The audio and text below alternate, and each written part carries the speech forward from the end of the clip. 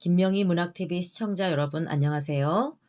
저는 시와 소설을 쓰는 김명희입니다. 오늘은 김명희 작가가 읽어주는 북소리 코너에서 저의 단편소설 쥐를 감상하는 시간을 갖겠습니다. 이 단편소설은 아직 소설집으로 세상에 출간되지 않았습니다. 시중에서 구할 수 없는 소설인 거죠. 그러니 우리 시청자 여러분은 이번 기회에 어디서도 만날 수 없는 아주 새로운 제 단편소설 한 편을 감상하시는 의미 있는 시간이 되실 것입니다. 저의 단편소설 쥐에 대해 정영자 문학평론가는 2019년 월간 한국소설 5월호에서 다음과 같이 평을 했습니다. 가족 서사 속 남성 인물의 존재 방식.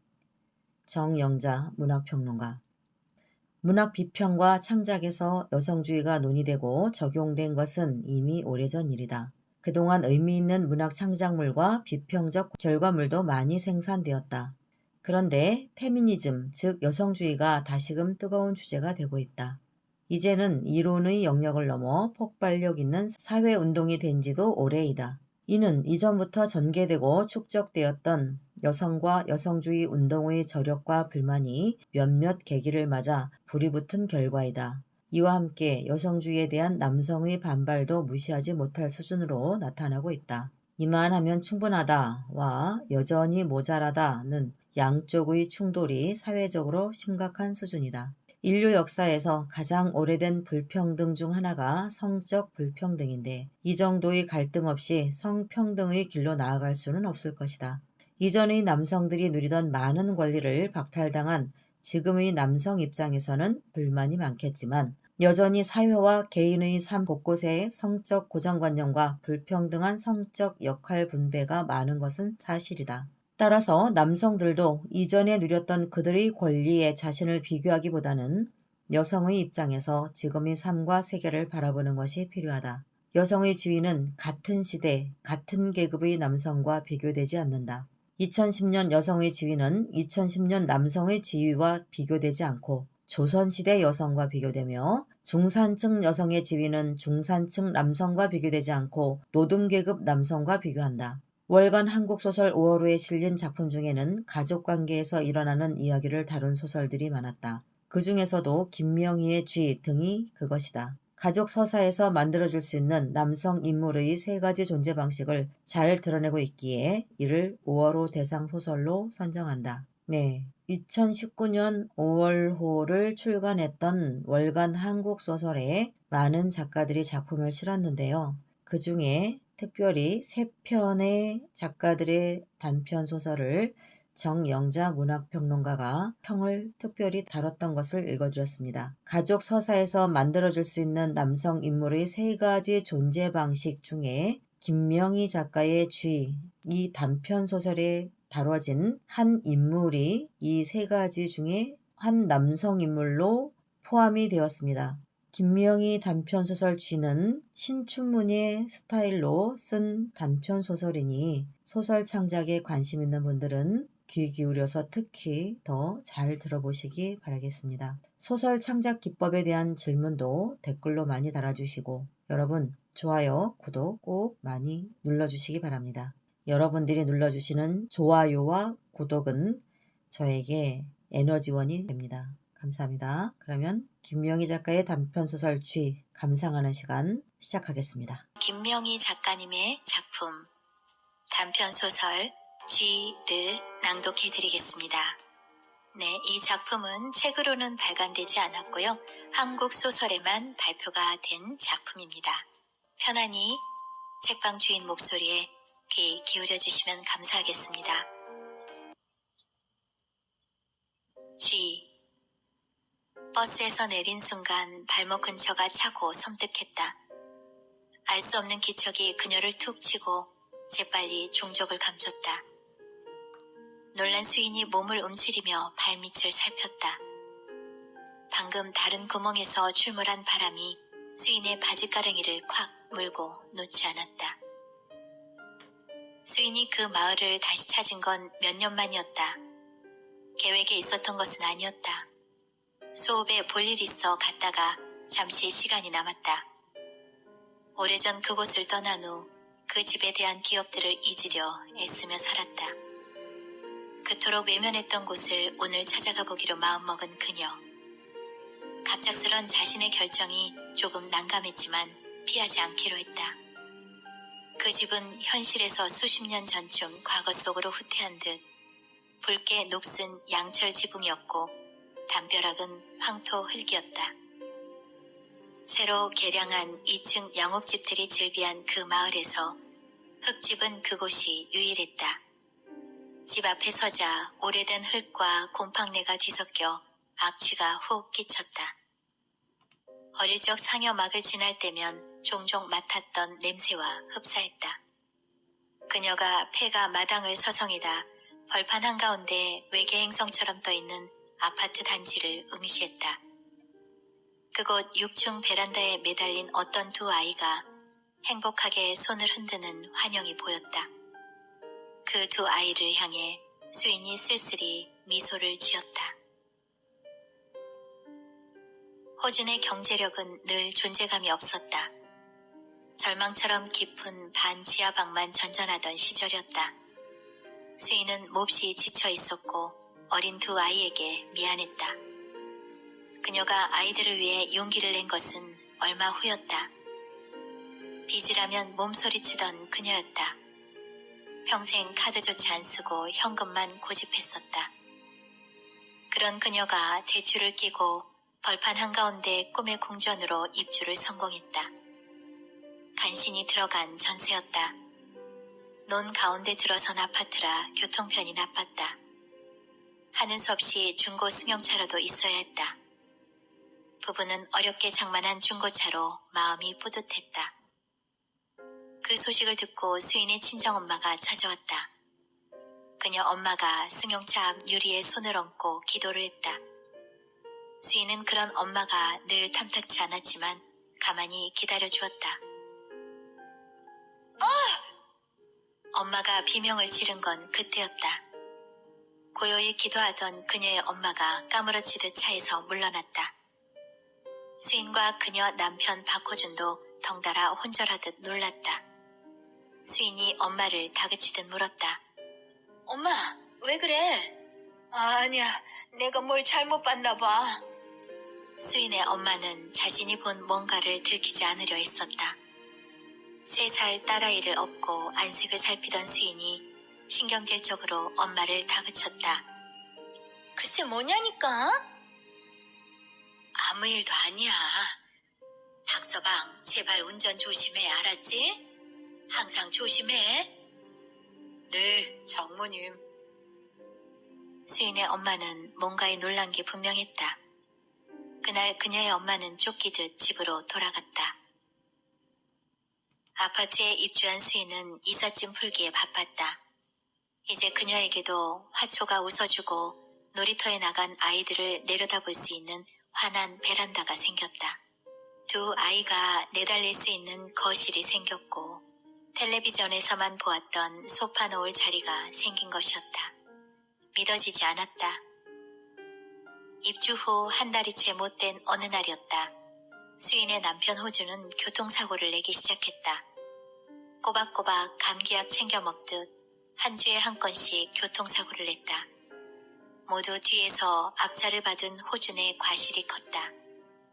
한 번은 미군차와 한 번은 트럭과 한 번은 승용차와 3주 연속 차 사고를 냈다.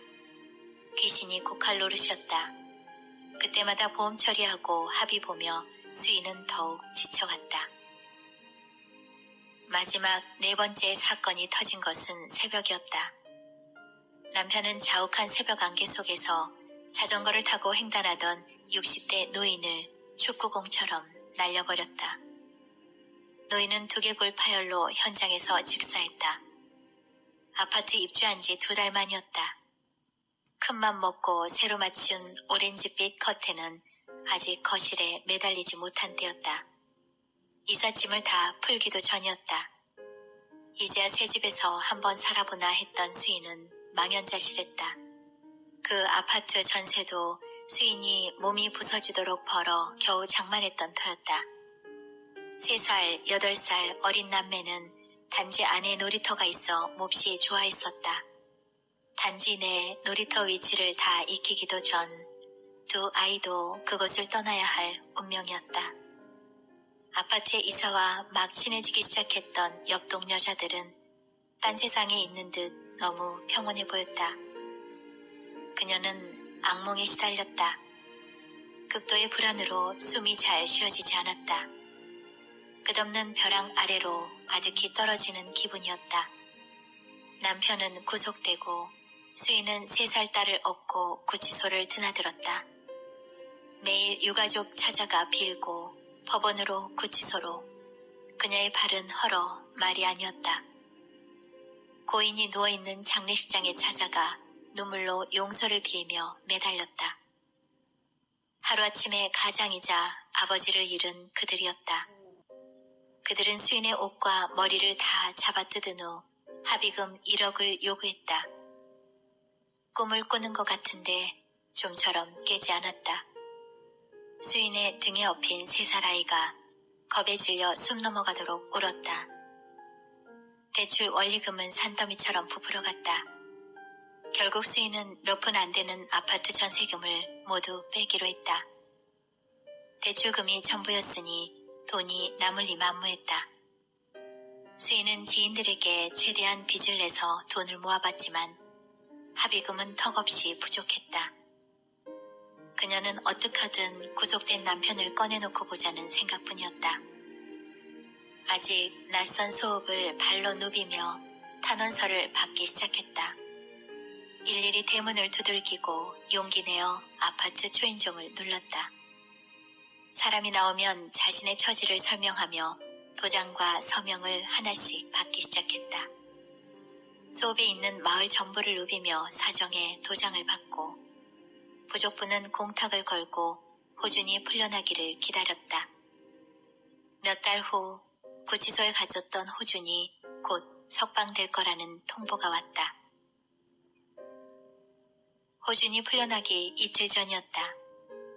호준의 부서진 차를 현장에서 견인해간 공업사에서 폐차할 것인지 수리할 것인지 물어왔다.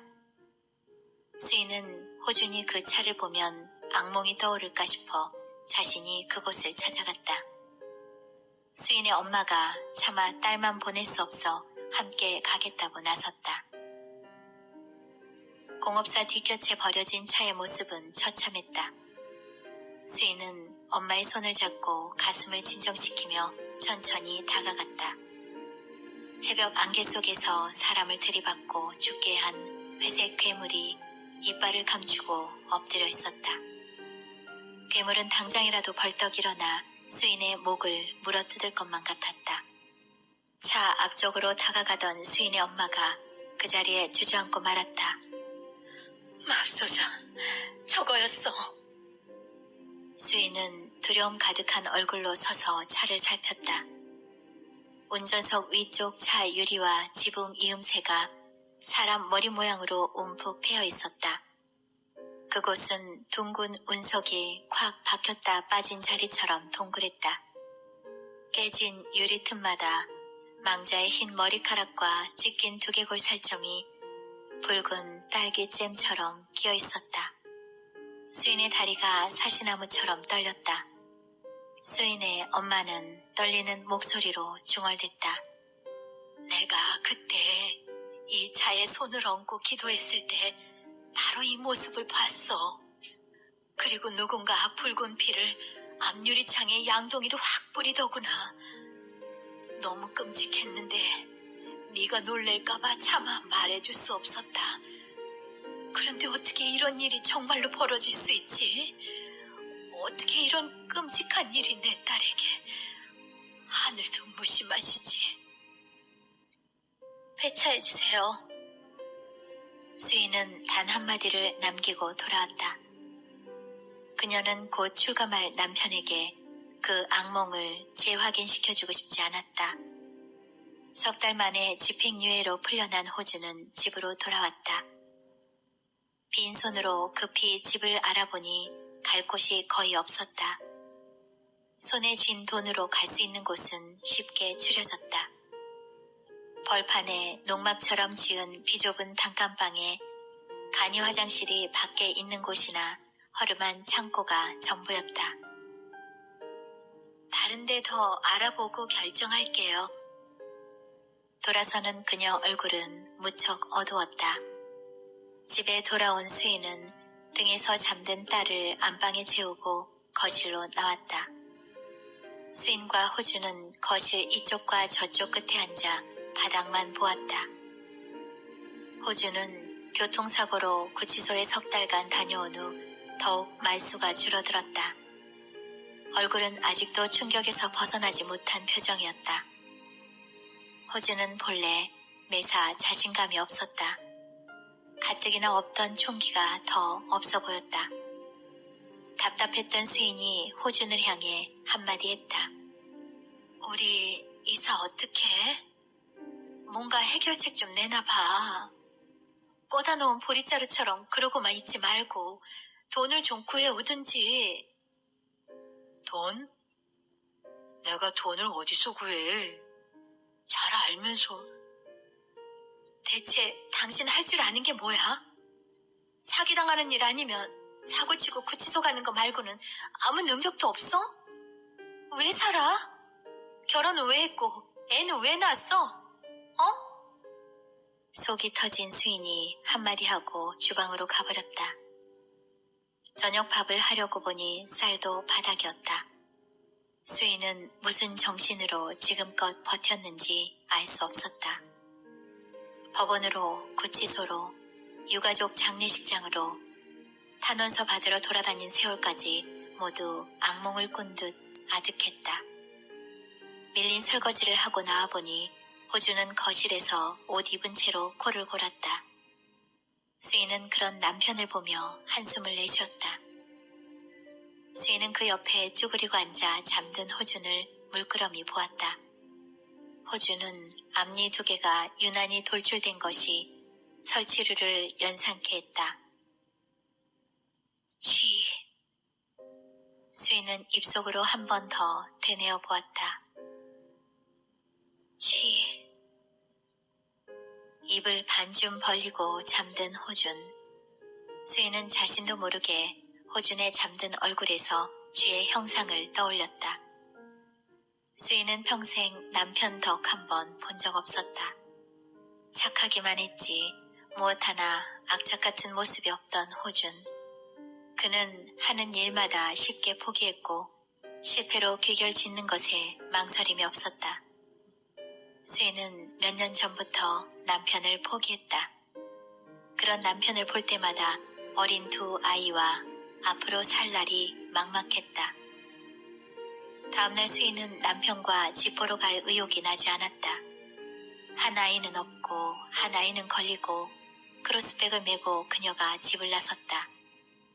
그런 그녀를 호주는 뒤에서 물끄러미 보다 현관문이 닫히자 시선을 텔레비전 화면 쪽으로 돌렸다. 아무리 발품을 팔아보아도 2 아이를 키울 마땅한 집은 없었다. 어느새 하루해가 기울어갔다. 부동산 여자는 마지막 집이 하나 있다고 어렵게 입을 뗐다. 며칠 후 그 집을 보러 갔다. 허 벌판에 서 있는 폐가였다. 마당에 들어선 수인은 주변을 돌아보았다. 대문도 담장도 없었다. 집 둘레를 가시덩굴이 뱀처럼 칭칭 감고 있었다. 그녀의 미간이 심하게 구겨졌다. 수인은 폐가 안쪽에서 누군가 자신을 훔쳐보는 듯한 묘한 기분이 들었다. 그녀는 등에 업었던 아이를 마당 한쪽에 천천히 내렸다.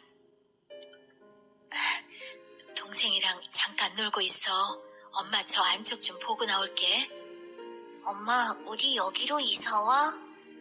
8살 큰 아이가 천진하게 물었다. 수인은 차마 대답할 수 없었다.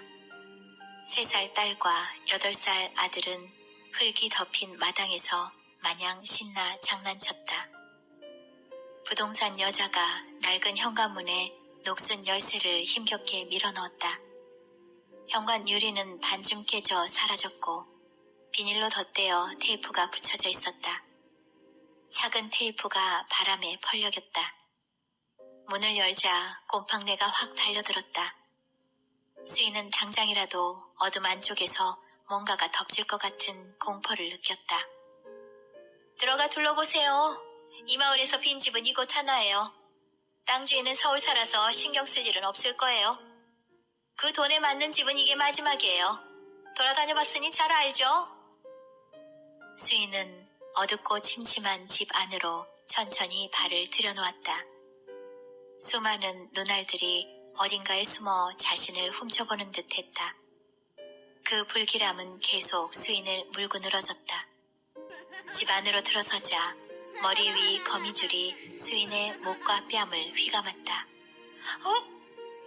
그녀는 인상을 찡그리며 자신의 얼굴에서 끈적이는 거미줄을 뜯어냈다. 뜯어낸 거미줄에서 미라가 된 벌레들이 부서졌다. 바닥에 깔린 장판은 낡아 찢어졌고 이리저리 밀려다녔다. 어둠 속에 활보하던 무수한 벌레들이 순식간에 장판 틈새로 숨어들었다. 그중 채 몸을 숨기지 못한 벌레가 수인의 발목을 타고 올라왔다. 순간 수인은 자신도 모르게 비명을 지르며 발을 털어냈다. 그녀 신발 속으로 파고든 것은 지네와 발가락이 수십 개 달린 검은 노내기들이었다. 그녀가 잽싸게 운동화를 벗어 탈탈 털었다. 수인은 손으로 입을 막고 방문을 열어보았다. 방 안에는 누군가 버리고 간 이불더미가 누렇게 얼룩진 채 쌓여 있었다. 쥐들의 안식처가 된 이불더미에서 악취가 흘러나왔다.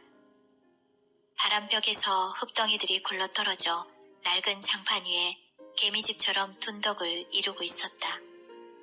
눅눅하고 오래된 흙 냄새는 악취에 가까웠다. 뒤따라 들어온 부동산 여자가 허공에 매달린 백열등을 모두 켰다. 소읍에서 오래전 자취를 감춘 백열등이 아직 그 집 허공에서 그네를 탔다. 등을 다 켰는데도 집안은 어두침침했다. 어머나, 깜짝이야. 왜 그래요? 부동산 여자가 수인의 비명에 혼비백산에 물었다. 저기... 수인이 손가락으로 가리킨 곳에 뭔가 있었다. 수인의 눈에 검은 새가 죽어있는 것으로 보였다. 애기 엄마, 소리 좀 지르지 마요. 괜히 나까지 심장 떨어지네. 부동산 여자도 겁먹은 얼굴로 그 뭔가를 향해 다가갔다. 검은 스케치북만한 종이가 바닥 한 구석에 놓여 있었다. 어둡고 침침해 형체가 흐릿했다. 이게 뭐래? 검은 털뭉치 같기도 하고. 부동산 여자가 그것에 좀 더 가까이 다가가 보았다. 수인은 그녀 뒤를 따랐다. 수인은 속이 메스꺼웠다. 부동산 여자가 긴장하며 그것을 발로 툭 건드렸다. 쥐 끈끈인가 봐요. 전에 살던 사람들이 쥐를 잡으려고 놓았었나 보네. 여긴 농촌이고 시골이잖아요. 쥐들이야 오히려 없는 게 이상하죠. 끈끈이에 붙은 쥐의 사체였다. 얼마나 오래되었는지 살이 모두 썩고 없었다. 쥐의 털과 가죽은 모피처럼 말라 있었다. 두개골과 몸체는 공룡의 뼈처럼 앙상하게 드러나 있었다. 그것을 본 순간 수인은 방금 전까지 몰랐던 동물의 사체 썩는 내가 코끝에 진동하는 듯했다. 악취는 그녀 몸에 끈끈이처럼 들러붙었다. 수인은 자신도 모르게 한숨을 내쉬었다. 무언가가 자신을 낱낱이 훔쳐보는 듯한 불길함이 더욱 엄습했다. 밖에서는 이따금 두 아이들의 천진난만한 웃음소리가 들려왔다. 수인은 욕실을 열어보았다. 시커멓게 썩은 물이 거대한 고무 함지박에 담겨 초록색 거품을 키우고 있었다. 썩은 물에서 하수구처럼 악취가 풍겼다.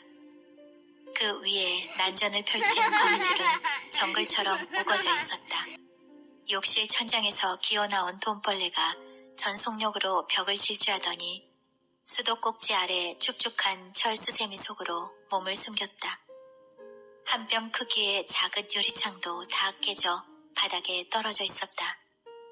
깨진 창문 안으로 청가시 덩굴이 얼굴을 들이밀고 고개를 갸웃거렸다. 욕실을 훔쳐보듯 안쪽으로 줄기를 뻗은 가시덩굴들, 이 위에 있던 푸른 자벌레와 연두빛 사마귀가 욕실 창문을 넘고 있었다. 소리 없이 창문 안으로 막 오른쪽 앞발을 내딛던 사마귀의 돌출된 두 눈과 수인의 눈이 딱 마주쳤다. 순간 수인은 몸서리치며 고개를 돌렸다. 그쪽으로 가면 위험해. 동생 잘 보라 했지? 밖으로 나온 수인이 농수로 쪽으로 다가가는 아들을 향해 외쳤다. 그녀가 침울한 목소리로 부동산 여자에게 물었다.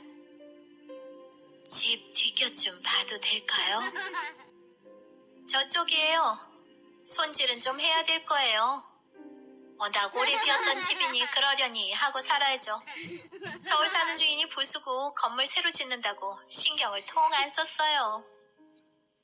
집 밖으로 나와 외벽을 둘러보니 상태는 더 심각했다. 바람이 불 때마다 조금씩 무너져 내리는 흙벽. 골조가 훤히 드러난 곳이 여러 곳이었다. 위태로웠다. 수인은 집 뒤쪽으로 돌아갔다. 수인이 상상했던 뒤랑과는 너무 거리가 멀었다. 부동산 여자가 수인의 마음을 읽은 듯 선수쳤다. 낫으로 싹 베고 초강력 제초제 듬뿍 뿌리면 간단해요. 가시 엉겅퀴와 도깨비 풀과 독고마리가 뒤엉켜 한 걸음도 들어갈 수 없었다. 군데군데 외벽에 어른 주먹만한 구멍까지 뚫려 있어 방 안쪽이 훤히 보이는 곳도 있었다. 거긴 철물점 가서 시멘트 반포 사다 바르면 감쪽 같을 거고요. 수인은 눈을 감고 말았다. 보증금은 거의 들지 않아 그나마 다행이었지만 사람이 살 집도 어린 아이들을 키울 집도 못 되었다. 집에 돌아와 호준에게 물었지만 그는 어떤 결정도 내려주지 못했다. 그는 세상에서 책임질 일엔 손을 뗀 듯 보였다. 수인이 이사를 가겠다고 했을 때 호준은 고개를 끄덕였다. 수인이 도저히 이사를 못 갈 집이라고 말했을 때도 호준은 고개만 두어 번 끄덕였다. 호준이 가장으로서 할 일은 마치 고개를 끄덕이는 것만 남았다는 듯. 수인은 밤새 망설이다 더 이상 지체할 수 없어 떠밀리듯 이사를 결정했다. 이사는 간단했다. 남은 것이라고는 네 식구와 아직 다 풀지 못한 짐 보따리가 전부였다. 평생 새빵 전전하다 낡은 가구 모두 버리고 아파트로 이사간 살림이었다. 이삿짐이라야 쌀 것도 없었다. 다 풀지 못한 짐을 이삿짐차에 다시 실으면 그뿐. 넋이 나간 수인은 새살배기를 들쳐업고 큰 아이 손을 잡고 그것을 나섰다. 아파트는 딱 2달 만에 수인의 가족을 단지 밖으로 뱉어버렸다.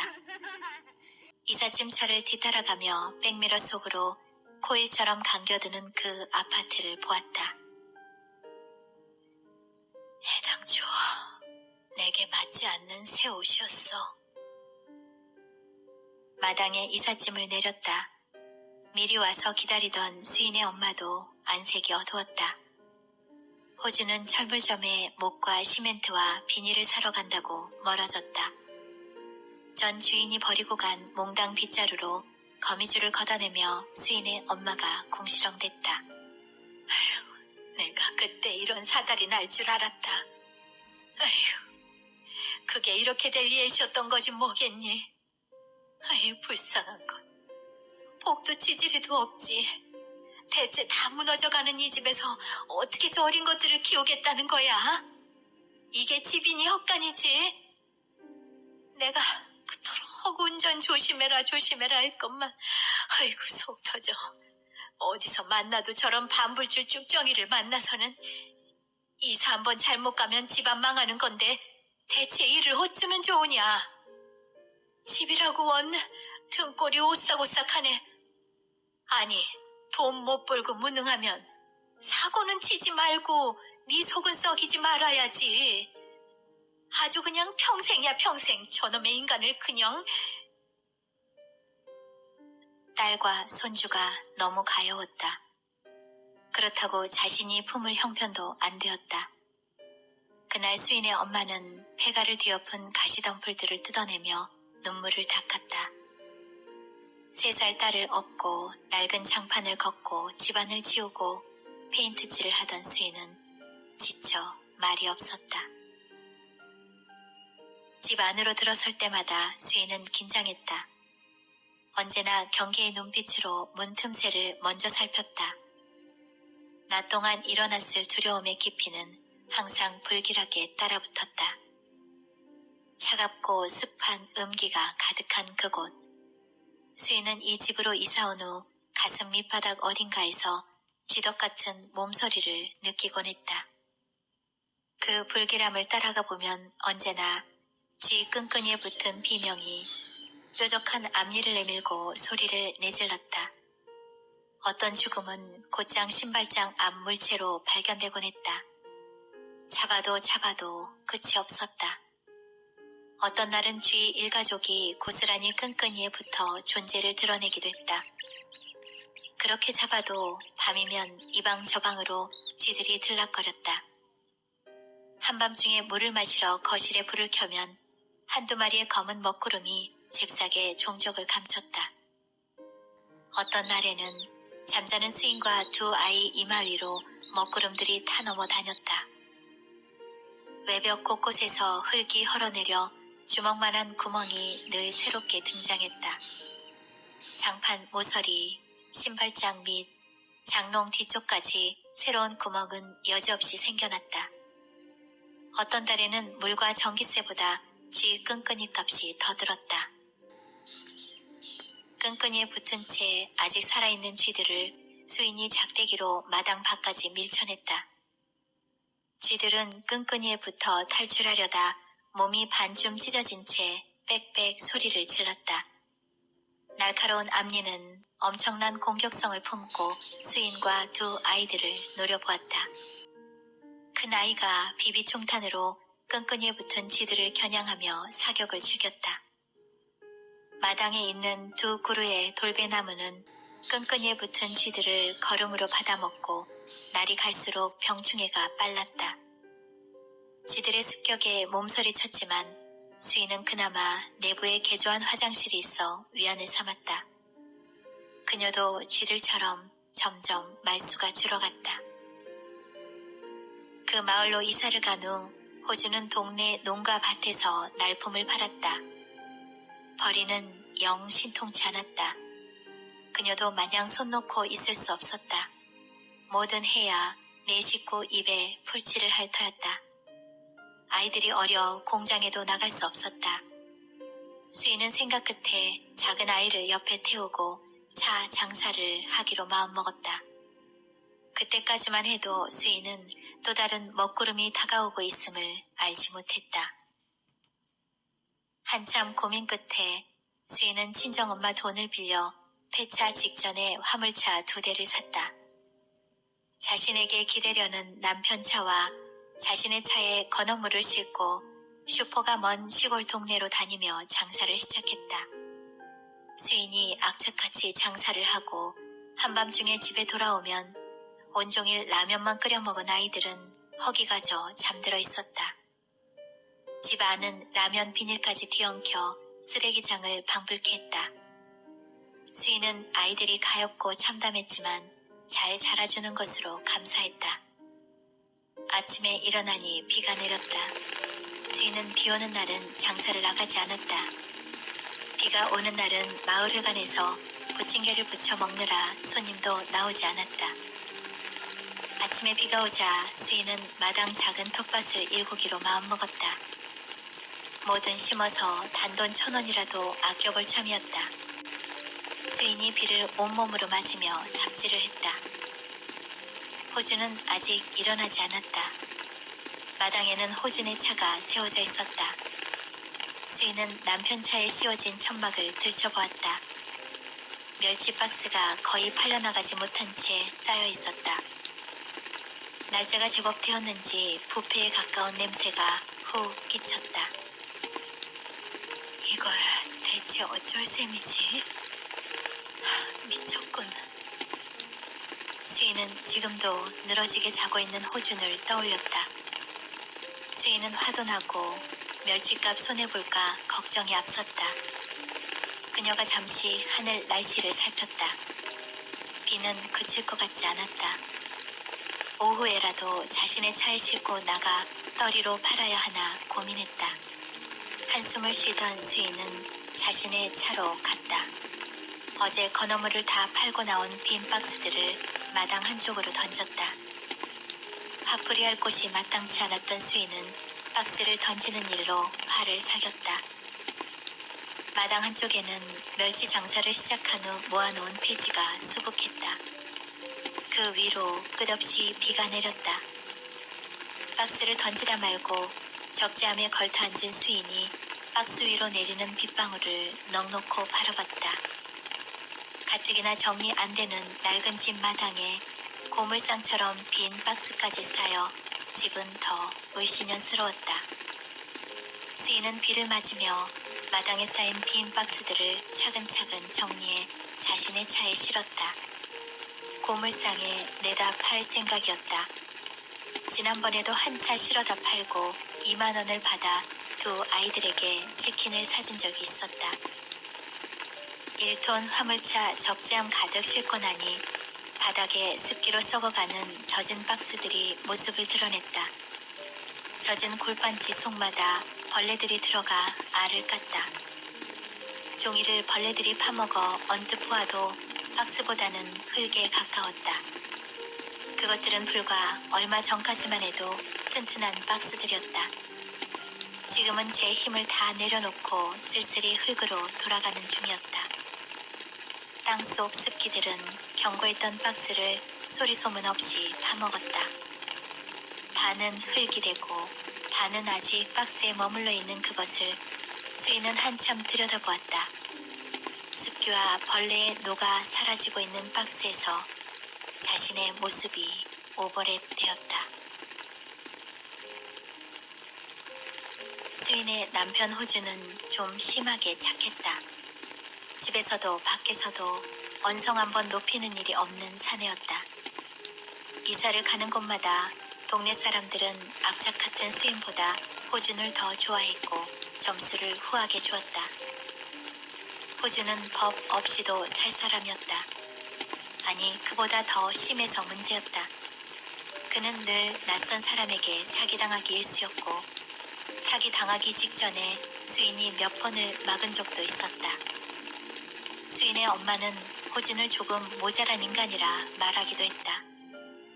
수인은 그런 호준을 볼 때마다 서글펐다. 솜방망이로 사람 잡는가 했던가.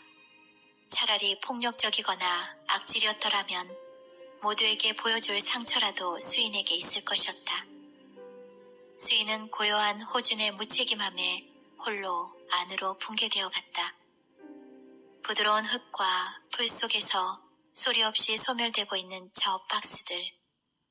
수인도 출처를 알 수 없는 공격으로부터 점점 녹아내리고 있었다. 이 집으로 이사 온 후 수인은 종종 호준이 전생에 쥐가 아니었을까 생각했다. 한낮에는 존재를 숨겼다가 밤을 틈타 소리 없이 자신의 목적을 이루는 쥐들처럼. 쥐들도 대놓고 수인에게 공격하지는 않았다. 수인의 눈이 닿지 못하는 곳에 숨어 자신의 본능을 채우고 감쪽같이 사라지곤 했다. 쥐들은 침묵 속에 동거하며 수인이 벌어오는 양식과 물품을 야금야금 갉아먹었다. 동네 사람 누구도 수인의 가족 속에 쥐를 포함시키지는 않았다. 그러나 수인의 마음속에는 항상 가족 같은 쥐에 대한 몸서리가 있었다. 한밤중에 신발장 근처나 욕실 문짝 뒤에서 쥐와 마주친 적도 있다. 그러나 쥐는 절대 수인에게 나서거나 대들지 않고 몸을 숨겼다. 호준도 마찬가지였다. 그는 한밤중에 수인이 여러 가지 먹고 살 일들에 대해 의논을 하면 마주 앉아 졸았다. 단 한 번도 수인에게 대들거나 신체 어디를 물어뜯거나 송곳니를 보인 적이 없다. 호주는 두 아이에게도 언성을 높이거나 매를 들지 않았다. 그렇다고 두 아이들의 미래를 위해서나 장차 필요한 양육비를 해결하기 위해 적극 고민하지도 않았다. 내 식구 먹고 살 근심과 두 아이를 야단칠 악역은 항상 수인의 몫으로 돌려졌다. 그 집에 무상으로 동거 중인 쥐들처럼 호준도 눈에 잘 띄지 않았다. 낮 동안 몸을 숨겼던 쥐들은 밤이 되면 활동을 시작했다. 새끼들은 기하급수적으로 늘어갔다. 밤이 되면 호준도 엄청난 성욕이 고개 들었다. 그런 남편이 동물 같아 수인은 한참 전부터 각방을 썼다. 호주는 낮 동안은 순종족이고 가장으로서 무능했지만 밤에는 수컷의 욕구가 충만했다. 밤이면 돌변하는 호준의 늠름한 활동이 증오스러워 수인은 방문을 안으로 굳게 잠갔다. 호준은 방마다 문고리를 모두 망가뜨릴 만큼 집요했다. 낮 동안 전투적으로 돈을 번 수인은 밤이면 녹초가 되었다. 호주는 밤마다 지친 아내를 호시탐탐 노리며 수인이 잠든 방 주변을 맴돌았다. 그의 눈은 야행성 쥐들처럼 밤에만 붉게 불이 켜졌다. 그럴 때마다 수인은 거대한 끈끈이를 상상했다. 그런 것은 세상에 없다는 것을 모르는 수인은 아니었다. 할 수만 있다면 쥐들의 소리 없는 공격에서 탈출하고 싶었다. 두 아이를 데리고 떠날 곳은 그러나 어디에도 없었다. 어느 날 아침 수인은 피곤한 몸으로 가스레인지에 불을 켰다. 안전해야 할 렌지 상판 전체에 들불 번지듯 불이 확 붙었다. 하마터면 수인의 얼굴까지 화상을 입을 뻔했다. 수인은 너무 놀라 밸브를 잠그고 환기했다. 그녀가 식탁에 앉아 놀란 가슴을 진정시켰다. 수인이 다시 렌지를 노려봤다. 아무리 생각해도 가스레인지에 거대한 불이 붙은 이유를 알 수 없었다. 가스레인지 저 안쪽에서 무슨 문제가 생긴 것이 분명했다. 가스가 누출되는 것이 아니면 그토록 무섭게 불이 붙을 리 없었다. 생각 끝에 그녀는 렌지 상판을 분리해 힘겹게 들춰보았다. 거기 있었다. 커다란 어미쥐가 붉은 피덩이 새끼 7마리를 품고 수인을 노려보며 꼼짝도 하지 않았다. 어미쥐는 가스레인지 호스를 먹이로 착각했든지 곳곳을 이빨로 갉아놓은 후였다. 수인은 그만 그 자리에 주저앉고 말았다. 망연자실한 수인의 뇌리에 한순간에 불타버릴지도 모를 그 집과 한순간 제가 될지도 모를 소중한 두 아이의 비극이 오버랩되었다. 수인은 그만 눈앞이 캄캄했다. 수인이 장사 나가면 종일 집에서 어린 것들 둘이 라면 끓여 먹을 것을 생각하니 눈앞이 캄캄했다. 화가 난 수인은 호준을 흔들어 깨웠다. 왜? 호준이 눈을 반쯤 뜬 채 거실로 나왔다. 수인은 더는 말할 기운도 없었다. 그녀가 말없이 가스레인지 상판 아래를 보여주며 호준의 다음 말을 기다렸다. 호준은 반쯤 입을 벌린 채 한참 그곳을 바라보았다. 수인은 이번만큼은 호준이 악착같이 돈 벌어 그 집을 탈출할 오기를 갖게 되길 기대했다. 호준은 말없이 어미쥐를 쫓고 눈 못 뜬 새끼쥐 7마리를 쓰레받기에 쓸어담아 문밖 풀숲으로 내던졌다. 그러고는 가스 직원을 불러 호스를 갈고 그것으로 끝이었다. 그 후 달라진 것은 아무것도 없었다. 사흘 후 수인은 또다시 같은 일을 겪었다. 또 다시 렌지 상판 전체에 불이 확 옮겨붙었다. 수인은 또 한 번 시겁해 주저앉고 말았다. 그날 호주는 집에 없었다. 수인은 고무 장갑을 끼고 다시 상판을 들어 올려보았다. 쥐들은 보이지 않았다. 안쪽을 살펴보니 며칠 전 새로 갈아 끼운 호수를 쥐들이 잘근잘근 갉아놓고 어디론가 잠적했다. 수인은 미간을 찡그리며 렌즈 저 아래쪽을 자세히 살폈다. 쥐 한 쌍이 그 속에서 검은 구슬 같은 두 눈으로 수인을 노려보았다. 새로 입주한 신혼부부 같았다. 수인은 그런 집에서 하루하루를 살고 있는 무능한 자신을 지보다 먼저 죽이고 싶었다. 두 아이들이 걱정되어 더는 일을 나갈 수도 없었다. 분노한 수인은 눈물도 나지 않았다.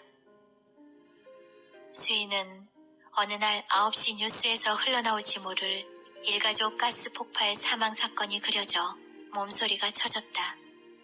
최대한 빨리 그 집에서 탈출해야만 했다. 특히나 그녀가 밖에서 장사하는 동안 어린 남매가 하루아침에 가스 폭발 화재 사고를 당할 수도 있었다. 끔찍한 일이었다. 수인은 그 집에 동거 중인 거대한 쥐에게 분노가 치밀었다. 그 집에서 최대한 빨리 벗어나야겠지만 호준에게는 남의 일인 듯 했다. 그녀는 그동안 몸이 부서지도록 일했다. 그러나 혼자 벌어 생활하고 전세자금을 마련하기에는 역부족이었다. 수인이 버는 돈은 생활비로 다 녹아졌고 호준이 버는 돈은 자신의 입을 해결하기에도 버거웠다. 그가 화물차에 실은 건어물들은 여러 날 태양 아래 실려다니다 농수로에 버려지기 일쑤였다. 수인이 호준에게 제발 열심히 살아서 이 집을 벗어나자고 사정해보고 가르쳐봤지만 소용없었다. 호준은 여전히 착했고 소리소문 없이 잠을 잤고 밤이면 미친 듯 섹스를 갈망했다. 당신이 이러고도 사람이야? 저 두 새끼들 어쩔 건데 불쌍하지도 않아? 애들 산채로 불에 타 죽는 걸 보고 싶어? 제발 정신 차리고 돈 좀 벌어와. 이 집 당장 벗어나야 한다고. 그 짓거리 밝히듯 돈 좀 벌어오란 말이야. 당신 짐승이야? 제발 정신 차려. 수인이 그의 귓뺨을 휘갈겼다. 호주는 뺨을 맞고도 소리 한 번 내지 않았다. 미안해. 참을 수가 없어. 한 번만, 응? 제발 한 번만. 마치 밤마다 진입해 들어와 집안 곳곳에 번식하고 숨어있는 쥐들처럼 집에 쌀이 떨어져도 호주는 평화로웠고 밤늦도록 텔레비전을 보다 잠이 들었다. 깊은 밤 잠든 호준의 머리맡에 누군가 앉아있다. 수인이었다. 그녀가 잠든 호준의 얼굴을 뚫어질 듯 노려보고 있었다. 죽여버릴까? 내 인생에서 이 거대한 쥐를 치우고 싶어. 내 새끼들이 위험해. 그녀 손에는 주방에서 꺼낸 식칼이 들려 있었다. 한 손에 칼을 쥐고 실성한 듯 잠든 호준을 응시하던 그녀. 수인은 칼을 쥔 손을 부르르 떨었다.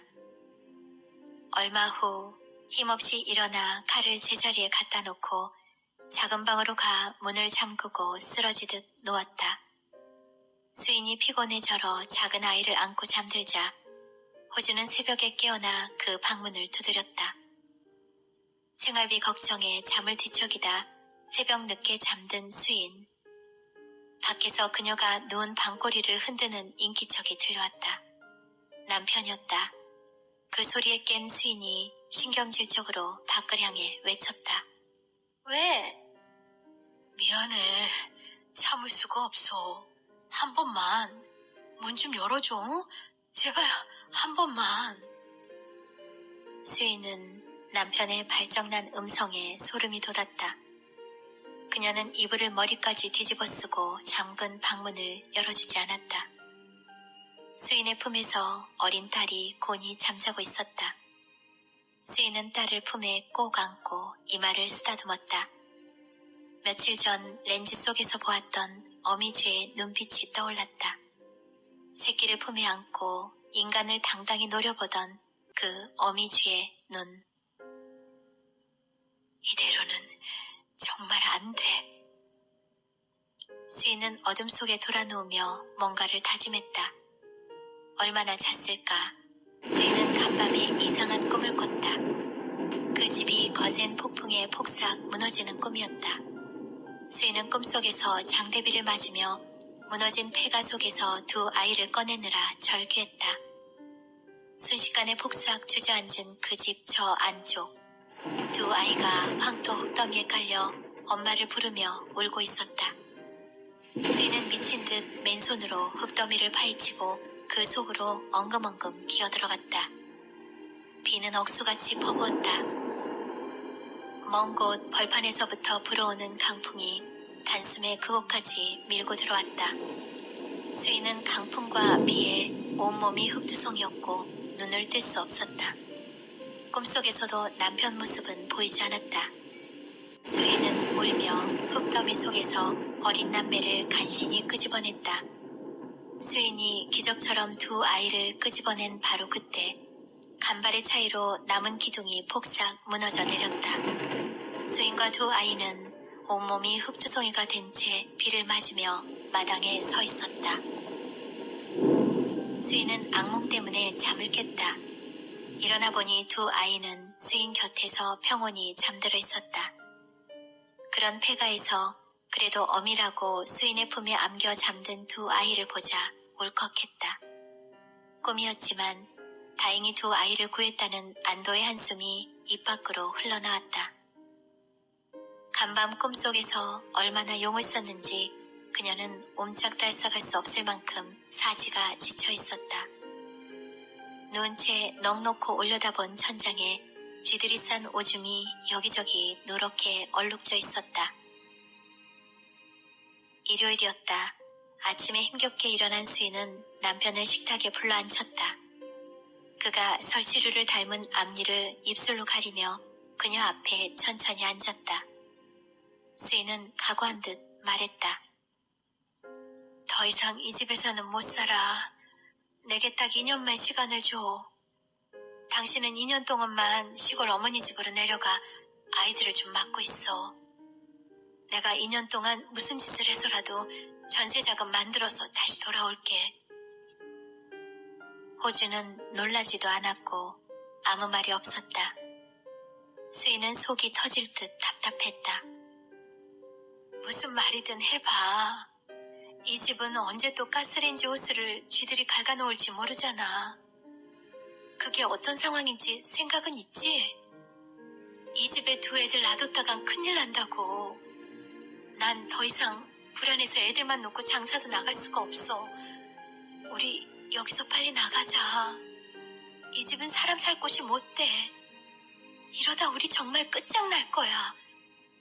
당신 제발 도끼 좀 품고 살아. 내 식구 가장이 대체 어쩌려고 이래. 딱 2년만 좀 정신 차리고 애들을 맡아줘. 그럼 내가 몸에 장기를 팔아서라도 전세자금 만들어서 돌아올게. 지금 우리 넷이 갈 곳이 없잖아. 딱 2년이야, 2년. 딱 2년만 참고 우리 그때 다시 합치자, 어? 호주는 고개를 떨어뜨리고 바닥만 내려다보았다. 벙어리처럼 앉아있는 남편을 보던 수인은 화가 치밀어 벌떡 일어났다. 무슨 말이든 해봐. 당신 벙어리야? 그 집만 밝히지 말고 무슨 말이든 해보라고. 아니면 내가 두 아이들을 맡을 테니 당신이 나가서 2년 안에 전세자금 벌어서 올래? 호준이 오래 망설이다 입을 열었다. 나는 둘 다 자신 없어. 수인은 쓰러질 지경이었다. 뭐? 뭐라고? 둘 다? 나는 시골로 못 가. 늙은 우리 엄니한테 애들하고 짐이 될 수는 없어. 수인은 호준의 말에 기가 훌렁 넘어갔다. 그럼 저 두 애들 어쩔 건데? 이 집에서 가스 폭발이든 불이 나든 타 죽든 상관없어? 당신 자식이잖아. 불쌍하지도 않아? 나도 알아. 그런데 나는 자신이 없어, 여보. 정말 미안해. 수인은 귀를 의심했다. 호준이 2년만 버티면 어떻게든 수인은 돈을 모아 다른 집에서 다시 시작하고 싶었다. 부부 정도 바닥이고 남편을 향한 존경도 신뢰도 깨졌지만 애들 아빠니까 살아야 했다. 호준의 대답은 수인의 상상을 훨씬 더 초월했다. 수인이 어처구니 없어 한마디 했다. 그럼 내가 만약 두 애들 당신한테 떠넘기고 갑자기 사라지면 그땐 어쩔 건데?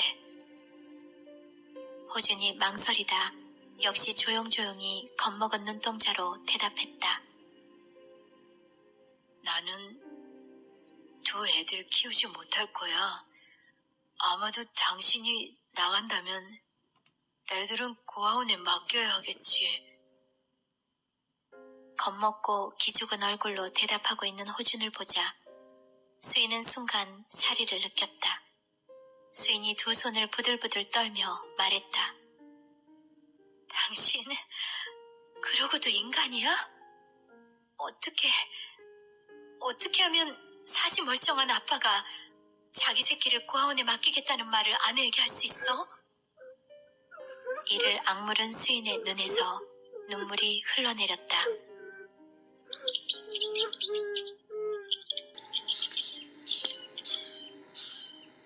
그때 가스레인지 속에서 또 끔찍한 기척이 들렸다. 수인이 가스레인지를 노려봤다. 엄마! 아침 잠에서 깬 두 아이가 내복 바람으로 수인에게 달려와서 안겼다. 호주는 잔뜩 고개를 숙인 채 미동도 없었다. 분노로 몸을 떨던 수인이 벌떡 일어나더니 어딘가로 전화를 걸었다. 진영아, 난데 너 돈 좀 있지? 내 목숨을 담보로 너한테 부탁 하나만 할게.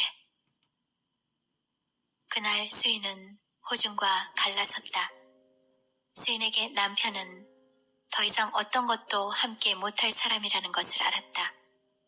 너무 늦었지만 수인은 더 많이 늦지 않아 다행이라 여겼다.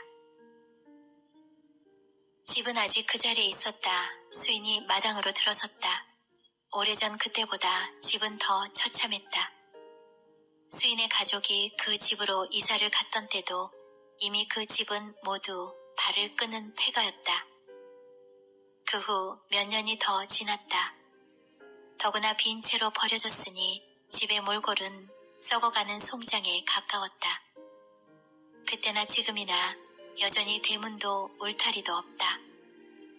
오늘 보니 그나마 붙어있던 알루미늄 창틀도 누군가 떼갔는지 죽은 사람의 입처럼 검게 뚫려 있었다. 그 안에서 언뜻 검은 그림자가 얼비쳤다. 마당을 서성이던 수인이 깜짝 놀라 검게 뚫린 창문 안을 다시 살폈다. 안쪽에서 누군가 자신을 훔쳐보는 느낌이 들어 몸서리가 쳐졌다. 수인은 순간 온몸에 소름이 돋았다. 낯익은 검은 눈알 2개가 집안 어딘가 숨어있는 듯했다. 사각의 검은 구멍 속을 횡단하는 바람. 그것은 망자의 절규처럼 높은 음소리를 냈다. 무너져가는 폐가 담벼락 아래에 페인트가 벗겨진 분홍빛 세발 자전거가 몇 년 전 급히 떠난 어린 주인을 아직 기다렸다. 어느새 정오가 되었는지 태양이 높았다. 이제는 태양의 무게조차 견디지 못하는 그 집. 붉게 녹슨 양철 지붕이 햇살을 받자 방금 전보다 한 뼘은 더 기울었다. 미간을 찡그리며 폐가를 돌아보던 수인. 그녀가 약속 시간을 확인하며 대로변 쪽으로 발걸음을 재촉했다. 서둘러 멀어지는 그녀를 캄캄한 폐가 안쪽에서 누군가 은밀히 내다보고 있었다. 아